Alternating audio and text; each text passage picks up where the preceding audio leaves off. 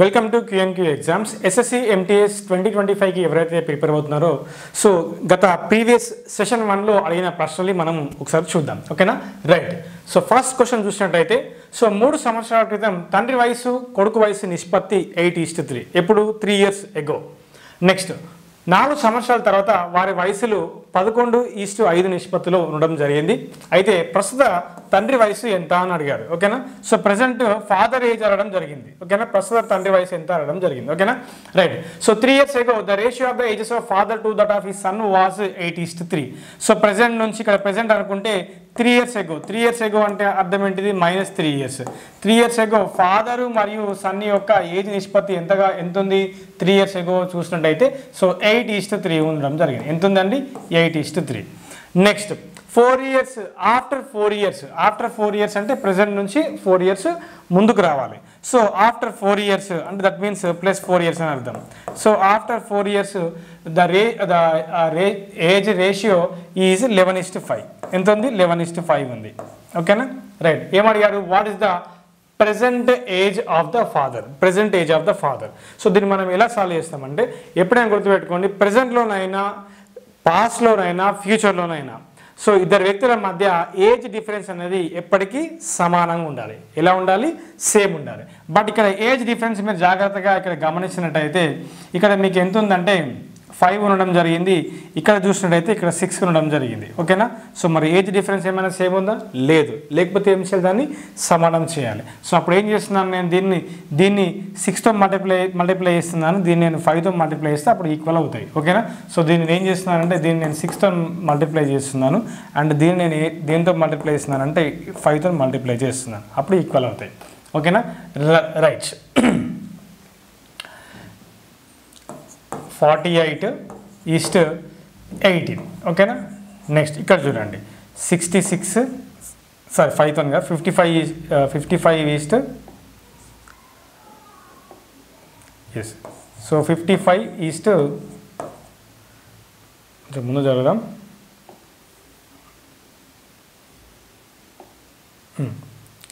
55:25. ఓకేనా, 55:25. ఓకేనా, right. So ఇప్పుడు ఏజ్ గ్యాప్ అనేది మనకు సమానం 30 ఉంటుంది. ఓకేనా, రైట్. ఇప్పుడు జాగ్రత్తగా మీరు గమనించండి, ఇక్కడ 48 నుంచి 55. ఓకేనా, 48 నుంచి 55 అయ్యిందంటే ఎంత పెరిగింది అనేది మనం గమనించాలి. ఓకేనా, సో 45 నుంచి 55 అయిందంటే ఎన్ని యూనిట్స్ పెరిగాయి? 7 యూనిట్స్ పెరిగాయి. ఇక్కడ కూడా చూడండి 8 × 25 అయ్యిందంటే ఎన్ని యూనిట్స్ యాడ్ అయినాయి? 7 యూనిట్స్ యాడ్ అయినాయి. ఎప్పుడు యాడ్ అయినాయి అంటే ఈ గ్యాప్లో. ఓకేనా, ఈ 3 years + 4 years 7 years గ్యాప్లో, ఈ 7 years గ్యాప్లో ఈ 7 years ఎంత ఇయర్స్? 7 years గ్యాప్లో సో 48 నుంచి 55కి వచ్చినప్పుడు సో 18 నుంచి 25కి వచ్చినప్పుడు ఈ 7 years గ్యాప్లో మనకి ఎన్ని యూనిట్స్ యాడ్ అయినాయి? 7 యూనిట్స్ యాడ్ అయినాయి. That means so 7 units value is equal to 7 years. అయితే సో 1 యూనిట్ వాల్యూ ఏమవుతుంది? 1 year అవుతుంది. సో 1 యూనిట్ వాల్యూ ఏమవుతుంది? సో 1 యూనిట్ వాల్యూ ఏమవుతుంది? 1 year అవుతుంది. దేర్ ఫోర్ సో 3 years క్రితం 1 యూనిట్ వాల్యూ 1 year కాబట్టి సో ఫాదర్ ఏజ్ అనేది 48 years అవుతుంది. సన్ ఏజ్ అనేది కూడా 18 years అవుతుంది. ఓకేనా, సో మనకు ప్రెజెంట్లో అడిగారు కాబట్టి 3 years ago నుంచి 3 years ముందుకు వచ్చేస్తే ప్రెజెంట్కి వచ్చేస్తాం. వీటికి వచ్చేస్తాం మనం. సో ప్రెజెంట్లోకి వచ్చేస్తాం. ఓకేనా, సో ప్రెజెంట్లో అడిగారు కాబట్టి దీనికి +3 యాడ్ చేస్తే సరిపోతుంది. మనకు అడిగింది ఫాదర్దే కాబట్టి సో +3 యాడ్ చేస్తే 51 years అవుతుంది. ఓకేనా, సో ఫాదర్ ఏజ్ 51 years. అదే మన answer. So option C is the answer. So very simple. So మీరు ఒకటి గుర్తుపెట్టుకోవాలి, సో పాస్ట్ అయినా ప్రజెంట్ అయినా ఫ్యూచర్ అయినా ఏజ్ డిఫరెన్స్ అనేది ఈక్వల్గా ఉండాలి. లేకపోతే ఏం చేస్తాం?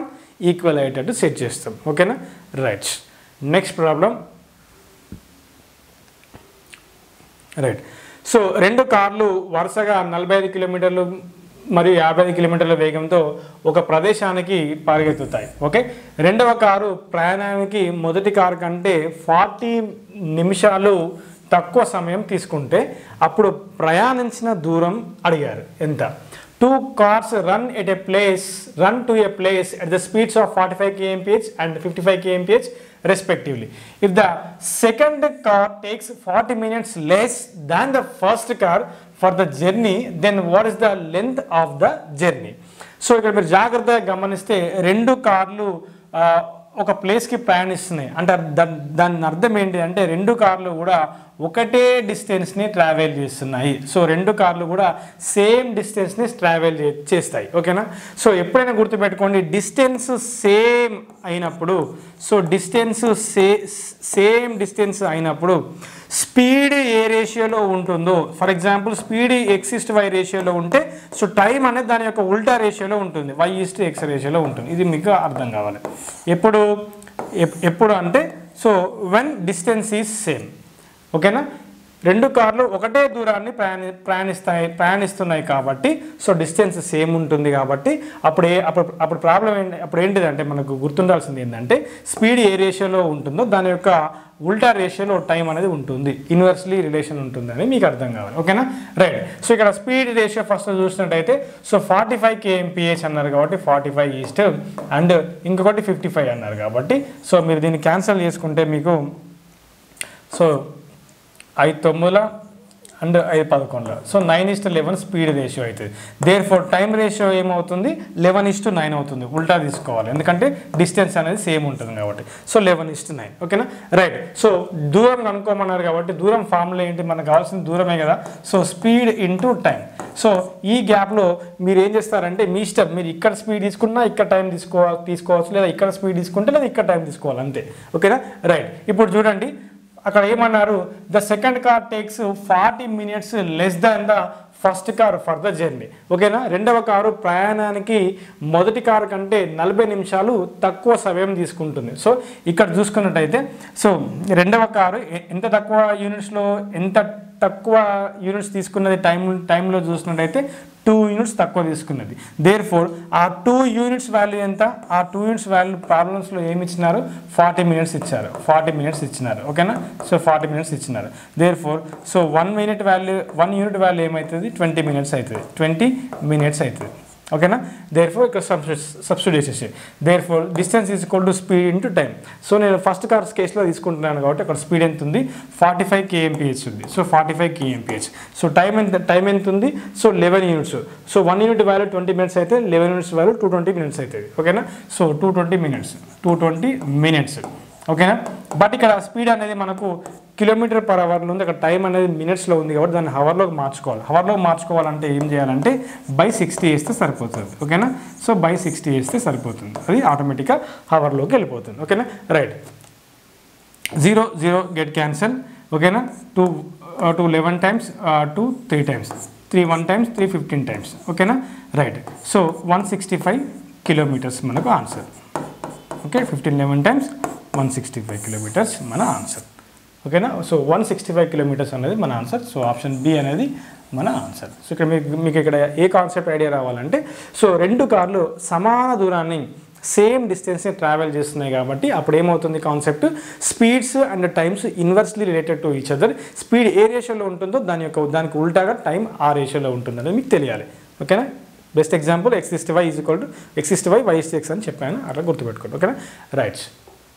నెక్స్ట్ ఎల్సిఎం చూడండి, రెండు సంఖ్యల ఎల్సిఎం 168 మరియు వాటి HCF 12. సంఖ్యల మధ్య వ్యత్యాసము 60 అయితే ఆ సంఖ్యల మొత్తము ఎంత అని అడగడం జరిగింది. ఏమడిగారు? ఆ సంఖ్యల మొత్తం, రెండు సంఖ్యల యొక్క HCF ఇచ్చారు, LCM ఇచ్చారు, వాటి మధ్య వ్యత్యాసం ఇచ్చారు. సో మనం కనుక్కోమన్నది ఆ సంఖ్యల యొక్క మొత్తం కనుక్కోమంటున్నారు. ఓకేనా? Right. The LCM of 2 numbers is 168, their HCF is 12. If the difference between the numbers is 60, what is the sum of the numbers అన్నాడు. సో ఎప్పుడైనా HCF ఇస్తే ఆ సంఖ్యలు ఏమవుతాయి అంటే ఒకటి HX అవుతుంది, ఇంకొకటి HY అవుతుంది. ఓకేనా? రైట్. సో ఎప్పుడైనా HCF ఇస్తే రెండు సంఖ్యల HCF ఇస్తే ఆ సంఖ్యలు ఎలా ఉంటాయి అంటే ఏ రూపంలో ఉంటాయంటే ఒకటి HX రూపంలో ఉంటుంది, ఇక్కడ HY ఉంటుంది. సింపుల్గా ఒకటి HX ఇంకొకటి HY, ఇవి రెండు సంఖ్యలు. ఓకేనా? Leave it. సో మనకి ఏమి ఇచ్చాడు? సో LCM ఇచ్చాడు, HCM ఇచ్చాడు. సో LCM ఇచ్చినప్పుడు సో దేర్ ఫార్ములా ఏంది? LCM HCF ఇచ్చినప్పుడు ఫార్ములా ఏంటంటే LCM is equal to HCF into XY. ఓకేనా? HCF into XY, that is HXY. So LCM మనకి ఎంత ఇవ్వడం జరిగింది 168 LCM ఇవ్వడం జరిగింది అండ్ HCF ఎంత ఇచ్చారు 12 ఇవ్వడం జరిగింది.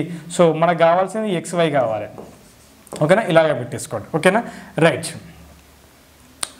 So right 12 1 12 okay 14 times. So మనకి XY వాల్యూ ఇక్కడ ఎంత వచ్చింది అయ్యా అంటే 14 రావడం జరిగింది. ఓకేనా, XY వాల్యూ మనకి ఎంత వచ్చింది 14 రావడం జరిగింది.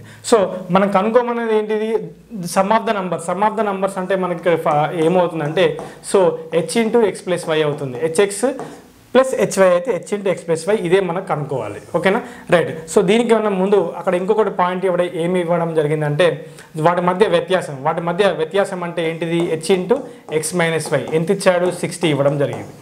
ఓకేనా, 60 ఇవ్వడం జరిగింది. సో ఆల్రెడీ H అంటే ఏంటిది HCF వాల్యూ ఎంత 12. సో HCF వాల్యూ ఎంత 12. So 12 into X minus Y is equal to 60. ఓకేనా, right. So 12 1 12 5. So X minus Y value ఎంత వచ్చింది మనకు 5 వచ్చింది. సో ఇక్కడ గమనించండి X మరియు Yలు మనం ఎంచుకునే దాని మీద ఆధారపడి ఉంటుంది ఆన్సర్. ఓకేనా, ఇక్కడ X మరియు Y అనేవి ఏంటి అయ్యా అంటే కో ప్రైమ్ నంబర్స్. ఓకేనా, సో X, Y అనేవి ఏంటి అంటే కో ప్రైమ్ నంబర్స్, సహా ప్రధాన సంఖ్యలు అంటారు, కో ప్రైమ్స్ ఇవన్నీ. ఓకేనా, కో ప్రైమ్ నంబర్స్.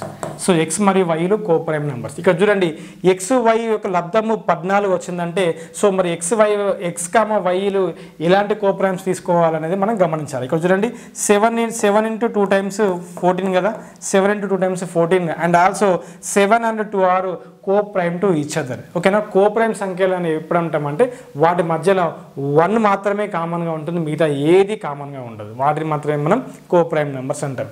ఓకేనా, రైట్. ఓకేనా, సో 7 మరియు 2 తీసుకుంటే 7, 2 ఆర్ కో ప్రైమ్ నెంబర్స్, ఇక్కడ సాటిస్ఫై అవుతుంది.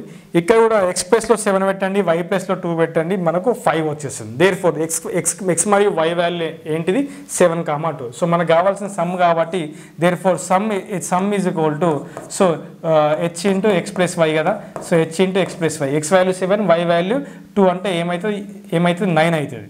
ఓకేనా, సో 9 ఇది 9. సో H వాల్యూ ఆల్రెడీ అక్కడ ఉంది కాబట్టి 12. So 12 9s are 108. ఓకేనా, ఆన్సర్ మనకు 108.